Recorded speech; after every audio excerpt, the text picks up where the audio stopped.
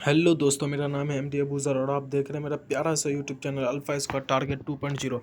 आज हम class 10th की पार्ट 4 की बात करेंगे, जो कि इस प्रकार है। गोलीय दर्पण से संबंधित विभिन्न पद, यानी गोलीय दर्पण से संबंधित अलग अलग पद पढ़ेंगे हम।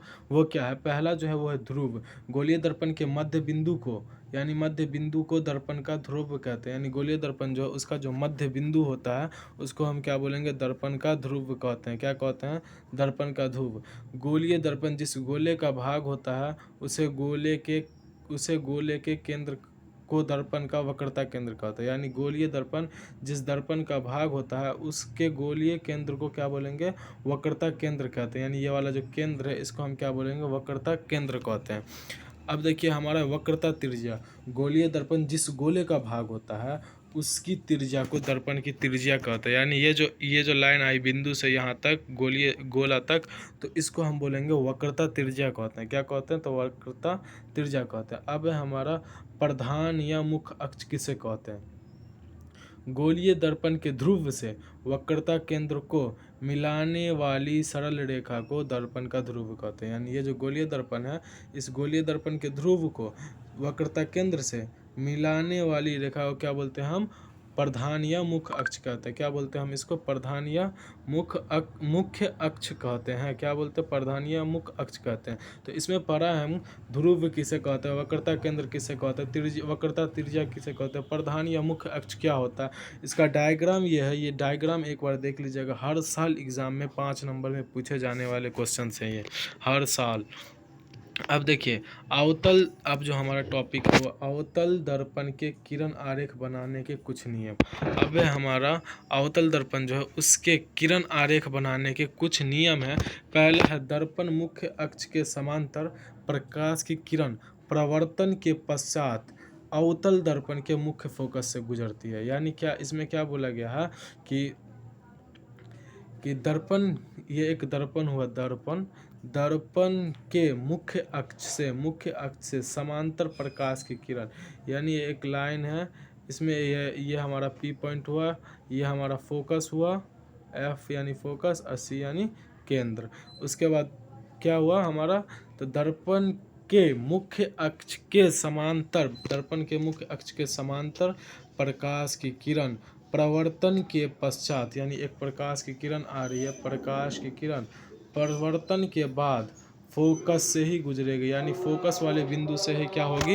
ये गुजरेगी। कौन सा? पहला जो हमारा नियम है वो क्या है कि दर्पण के मुख्य अक्ष के समांतर, यानी ये हमारा जो है ये मुख्य अक्ष या प्रधान अक्ष बोला जाता है। इसको बोला जाता है मुख्य अक्ष या प्रधान अक्ष। मुख्य अक्ष से के पश्चात अवतल दर्पण के फोकस से ही गुजरती है। यानी ये कहाँ से गुजरेगी? तो अवतल दर्पण के फोकस से गुजरती है। अब हमारा दूसरा जो है नियम वो क्या है? अवतल दर्पण के मुख्य फोकस से गुजरने वाली, यानी अवतल दर्पण के मुख्य फोकस से गुजरने वाली किरण प्रवर्तन के पश्चात मुख्य अक्ष के समांतर मिलेगी। क्या कहाँ निकलेगी? तो मुख्य अक्ष के समांतर। ये दर्पण है, ये हमारा एक लाइन है, मेन लाइन। इसमें यहाँ पे ये है एफ पॉइंट है। तो इसमें दिया गया हुआ प्रकाश फोकस से निकलने के बाद फोकस से गुजरने वाली किरण प्रवर्तन के पश्चात मुख्य अक्ष के समांतर, यानी ये जो अक्ष होता है इस अक्ष के क्या होगा?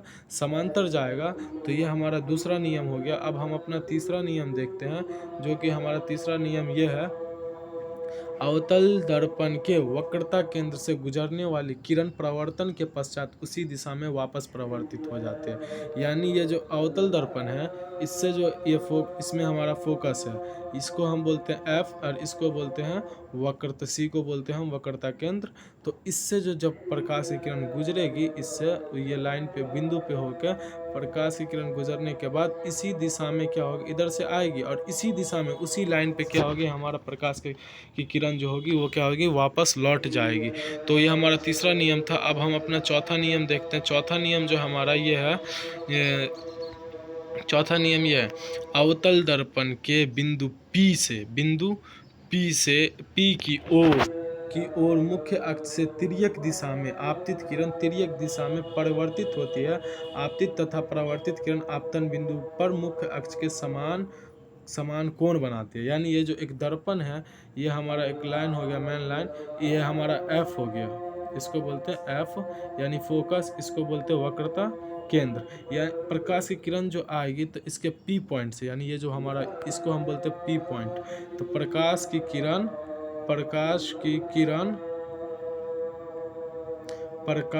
किरण पी से, यानी क्या बोला हुआ है, पी की ओर मुख्य अक्ष से तिर्यक दिशा में आपतित किरण तिर्यक दिशा में परिवर्तित होनी, यानी ये इसी दिशा में वापस लौटने की दिशा, ना ये फोकस पे जाएगी ना वक्रता केंद्र पे जाएगी, ये पी पे आएगी और पी से टकरा के वापस चली जाएगी। ये हमारा चौथा नियम था। अब हम अपना पांचवा, अब हमारा नियम, ये 4 नियम हमको पढ़ना था जो इम्पोर्टेंट था। अब हम देखते हैं अगला टॉपिक क्या है। तो अवतल दर्पण द्वारा बिंब के विभिन्न स्थितियों के लिए बने दर्पण, यानी बिंब पे क्या होता है, अलग अलग स्थिति में अलग अलग दर्पण बने प्रतिबिंब होते हैं। पहला है बिंब की स्थिति। बिंब की स्थिति कहाँ होती है, अनंत पे, यानी अनंत पे होती है। तो प्रतिबिंब की स्थिति कैसे होगी, तो फोकस पर बिंदु के साइज का, यानी बिंदु के साइज का प्रतिबिंब की आकृति होगी। प्रतिबिंब का आकार क्या होगा, अत्यधिक छोटा, यानी बहुत छोटा होता है। प्रतिबिंब की प्रकृति क्या होती है, वास्तविक तथा उल्टा। क्या बनता है, ये उल्टा बनता है, सीधा नहीं बनता, क्या बनता है, उल्टा बनता है। अब जो है बिंब की स्थिति दूसरा सी से परे, यानी सी पर जो रहती है, तो इसका जो प्रतिबिंब की स्थिति होगी एफ तथा सी के बीच में, यानी ये हुआ इसका प्रतिबिंब की स्थिति होगी एफ तथा सी के बीच में। किसके बीच में होगी, एफ तथा सी के बीच में होती है। हाँ, ये जो बनता है प्रतिबिंब का आकार जो होता है इसका छोटा होता है। प्रतिबिंब की प्रकृति जो होती है वास्तविक तथा उल्टा होता है। इसका जो प्रतिबिंब की प्रकृति होगी वो वास्तविक तथा उल्टा होती है। अब हमारा है तीसरा जो है सी पर, यानी सी पर कैसे बनेगा, तो प्रतिबिंब की स्थिति भी कहाँ पे होगी, सी पे होगी। प्रतिबिंब का आकार क्या होगा, यानी समान साइज का होगा, यानी बराबर साइज का होगा। प्रतिबिंब की प्रकृति कैसी होगी, वास्तविक तथा उल्टा होगा। कैसा होगा, वास्तविक तथा उल्टा होगा। अब है सी तथा एफ के बीच, यानी सी और एफ के बीच में रहेगा तो प्रतिबिंब की स्थिति कहाँ होगी, सी पे पड़ेगी। वह प्रतिबिंब का आकार क्या होगा, बड़ा होगा, यानी बड़ा होगा। और प्रतिबिंब की प्रकृति क्या होगी, वास्तविक तथा उल्टा होती है। अब एफ पे पड़ेगी, एफ पर रहेगी तो अत्यंत पर पड़ेगी, अनंत पर होगी। इस वस्तु की जो स्थिति, प्रतिबिंब की जो स्थिति होगी वो अनंत पे होगी। ये जो होगा अत्यधिक बड़ा, यानी बहुत बड़ा होता है। और प्रतिबिंब की प्रकृति वास्तविक तथा उल्टा होता है। प्रतिबिंब की प्रकृति जो होती है वो होती है वास्तविक तथा उल्टा होता है। अब पी की स्थिति, पी तथा एफ के बीच, यानी पी तथा एफ के बीच क्या बनेगी, बी के बीच का जो होता है, तब प्रतिबिंब की स्थिति क्या होगी, दर्पण के पीछे बनेगी। कहाँ बनेगी, दर्पण के पीछे बनेगी। प्रतिबिंब का आकार जो होगा, प्रतिबिंब का आकार होगा विवर्धित बड़ा, यानी विवर्धित बड़ा होगा। और प्रतिबिंब की आकृति जो होगी, प्रकृति जो होगी वो आभासी तथा क्या होगी, सीधा होता है। आभासी तथा सीधा होता है, ये भी हम पढ़ लिए। अब हम पढ़ेंगे अवतल दर्पण के उपयोग। अवतल दर्पण का उपयोग कहाँ कहाँ किया जाता है वो हम पढ़ते हैं, यानी अवतल दर्पण कहाँ कहाँ यूज़ होता है।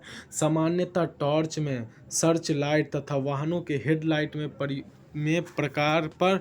में प्रकाश का शक्तिशाली समांतर किरणपुंज प्राप्त करने के लिए किया जाता है। यानी इसका जो प्रयोग किया जाता है टॉर्च में, सर्च लाइट में और वाहन यानी गाड़ी के हेडलाइट में इसका प्रयोग किया जाता है। अब क्या है, दंत विशेषज्ञ अवतल दर्पण का प्रयोग मरीजों के दांतों को बड़ा प्रतिबिंब दिखाने के लिए किया जाता है। यानी दूसरा जो हमारा होगा उपयोग है, वो मरीज का जो दांत होता है उसको क्या करता है, छोटा रहता है तो उसको बड़ा दिखाने के लिए किसका प्रयोग होता है, अवतल दर्पण का प्रयोग होता है। और अब है हमारा तीसरा जो है, इन्हें प्रायः चेहरे का बड़ा प्रतिबिंब दिखाने के लिए शेविंग दर्पण के रूप में किया जाता है। यहाँ पे होगा किया जाता है। तो इसका जो प्रयोग किया जाता है वो क्या, किस चीज़ में, जब हम नाई के दुकान में बाल कटाने के लिए जाते हैं तो उस जो मिरर हमारे सामने में, आईना जो हमारे सामने में रखा रहता है, तो उसी आईने को हम कहते हैं अवतल दर्पण, जिसका प्रयोग हम मेरे चेहरे को बड़ा दिखाने में किया जाता है। अब है सौर भट्ठियों में सूर्य के प्रकाश को केंद्रित करने के लिए बड़े अवतल दर्पण का उपयोग किया जाता है। यानी भट्ठियों में क्या किया जाता है, सूर्य के प्रकाश को दिखाने के लिए क्या किया जाता है, बड़े अवतल दर्पण का प्रयोग किया जाता है। वीडियो अच्छी लगे तो वीडियो को लाइक करें, चैनल को सब्सक्राइब करें और कमेंट अच्छा सा प्यारा सा कमेंट कर दें कि हाँ मैंने सही एक्सप्लेन किया या नहीं किया, उसके बारे में आप भी बता दें। और दोस्तों में शेयर करना ना भूलें। इस तरह का अगला वीडियो आप लोग तक पहुंचता रहेगा। धन्यवाद।